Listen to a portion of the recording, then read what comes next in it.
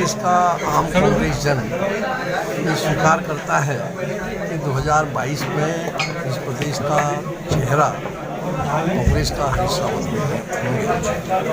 ये हमारी राष्ट्रीय नेतृत्व को तय करना है कि चेहरा कौन होगा, लेकिन आम कांग्रेस जन चाहता है कि हरीश रावत होना चाहिए। और आज तक के जितने चुनाव हुए हैं वो सारे चुनाव हरीश रावत के नेतृत्व में हुए हैं, उनके नेतृत्व में हुए हैं।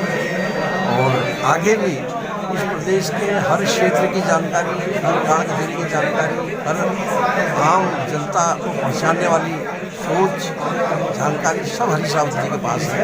और इसलिए आम कार्यकर्ता ये चाहता है कि 2022 का चेहरा हरीश रावत। सर, बागियों की बात करें तो जो वापसी कांग्रेस के बागियों की वापसी कांग्रेस स्वीकार करेगी?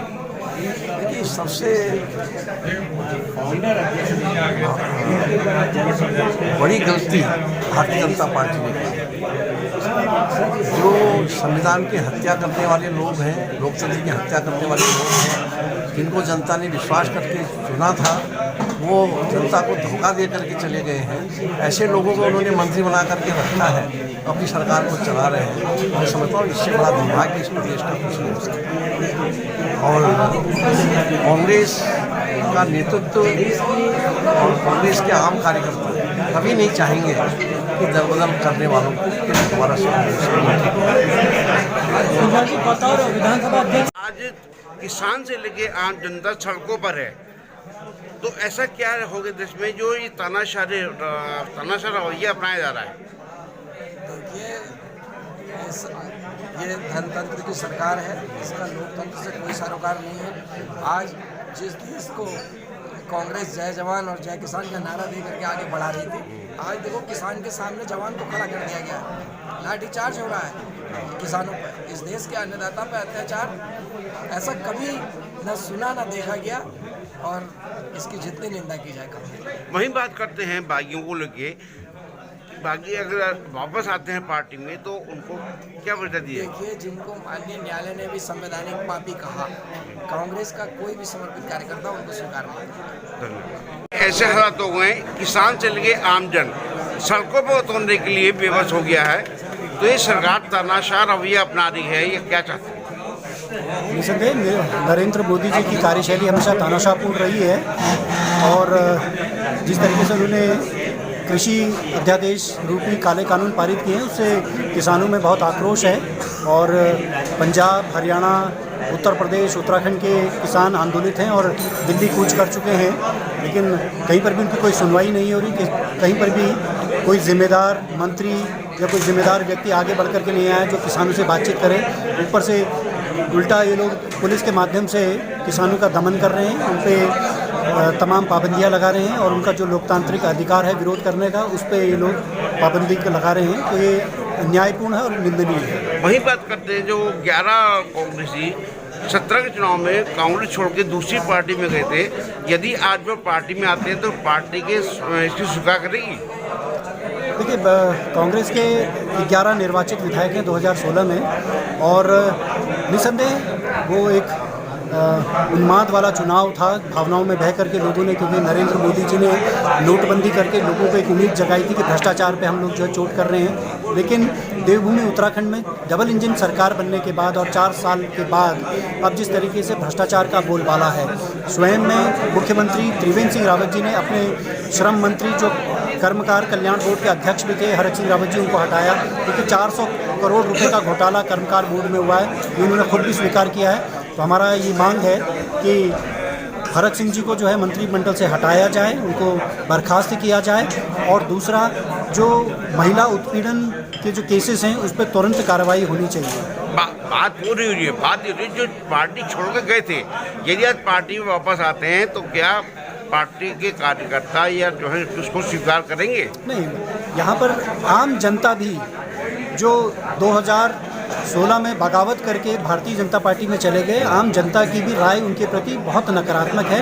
उनको किसी भी सूरत हाल में कांग्रेस पार्टी का कार्यकर्ता बर्दाश्त नहीं करेगा, क्योंकि उन्होंने संवैधानिक पाप किया है, जो न्यायालय ने भी कहा, जो उच्चतम न्यायालय ने भी कहा। तो जब तक वो प्रदेश की जनता से माफ़ी नहीं मांगते और लोकतंत्र की हत्या की जो उन्होंने की उसके लिए माफ़ी नहीं मांगते, तब तक उन पर कोई बात ही नहीं होगी। पहले वो सर्वप्रथम माफ़ी तो मांगें, माफ़ी मांगेंगे तब उस पर चर्चा होगी कि उनको पार्टी में लेना है कि नहीं लेना। पहले माफ़ी मांगेंगे वो।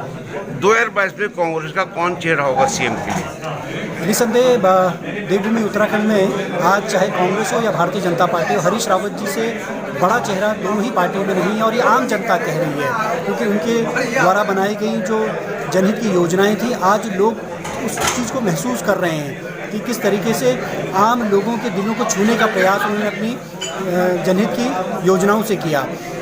प्रधानमंत्री Narendra Modi ji vocal for local आज कह रहे हैं, लेकिन हरीश रावत जी तो 2014 से वोकल फॉर लोकल कर रहे हैं। मडवा झंगुरा, हमारे तिमोर, हमारे गहत, गलगल, नींबू, इन सब को जो है आज उन्होंने एक पहचान दे दी है। आज राष्ट्रपति भवन तक में जो है हमारा झंगुरे की खीर बनाई जा रही है वहाँ पर, तो उन्होंने पहचान दी है और वो सही में ही वोकल फॉर लोकल के ध्वजवाहक हैं। और मैं समझता हूँ कि 2002 में भी जब कांग्रेस बिल्कुल रसातल में थी, ख़त्म थी, तो उन्हीं के नेतृत्व में पूर्ण बहुमत के साथ आई थी। और 2022 में भी वही एक प्रमुख चेहरा हैं जो जनता का विश्वास जीत सकते हैं। तो मैं समझता हूँ कि सामूहिक उस पर हम सबको हरीश रावत जी, क्योंकि अब वही एकमात्र चेहरा और मुख्यमंत्री, पूर्व मुख्यमंत्री पार्टी में रह गए, क्योंकि विजय बहुगुणा जी पार्टी से चले गए हैं, नरेंद्र तिवारी जी अब दुनिया में नहीं रहे, तो केवल हरीश रावत जी का चेहरा और उनके शासन की उपलब्धियां ही हमारे बीच में हैं, जिनके माध्यम से हम जो है लोगों का दिल जीत सकते हैं। तो निसंदेह वो फोर फ्रंट में रहेगी, सबसे आगे रहेगी। धन्यवाद। देश में किसान से लेके आम जनता सड़कों पर है, क्या ये सरकार तानाशाह और ये अपना रही है? देखिए, ये सरकार प्रचंड बहुमत के जो है घमंड में तानाशाह के रूप में हो गया, एक कुंभकर्णी नींद में है। चाहे पूरे देश में आप देखिए बेरोजगारी की इस स्तर पर पहुंच गई है, देश की जो है जीडीपी कहाँ पहुंच गई है और किसानों के क्या हाल कर दिए। तो निश्चित तौर पे ये समय अब आ गया है जनता को जागने का और इस कुंभ जो है तानाशाही सरकार को उखाड़ फेंकने का। वही बात की जाए जो 2016 में पार्टी छोड़ के गए थे, यदि आज पार्टी में आते हैं तो क्या उनको? देखिए, उनके लिए कोई जगह नहीं है। हम केंद्रीय जो है हमारा जो राष्ट्रीय नेतृत्व है, हम उससे भी निवेदन करेंगे कि ऐसे बागी लोग जिनको जनता ने चुन के विश्वास के साथ भेजा था कि वो उत्तराखंड के हित के लिए काम करेंगे, लेकिन उन्होंने उत्तराखंड को गर्द में धकेलने का जो कोशिश किया, धन बल के सहारे जो बिक गए, तो उन लोगों को कांग्रेस में कतई बर्दाश्त नहीं किया। 2022 में कांग्रेस से मुख्यमंत्री का चेहरा कौन होगा? देखिए, मुख्यमंत्री का चेहरा तो हमारा राष्ट्रीय नेतृत्व तय करता है, लेकिन 2022 का चुनाव माननीय हरीश रावत जी और प्रदेश अध्यक्ष प्रीतम सिंह जी के नेतृत्व में लड़ा जाएगा। वही बात की जाए आज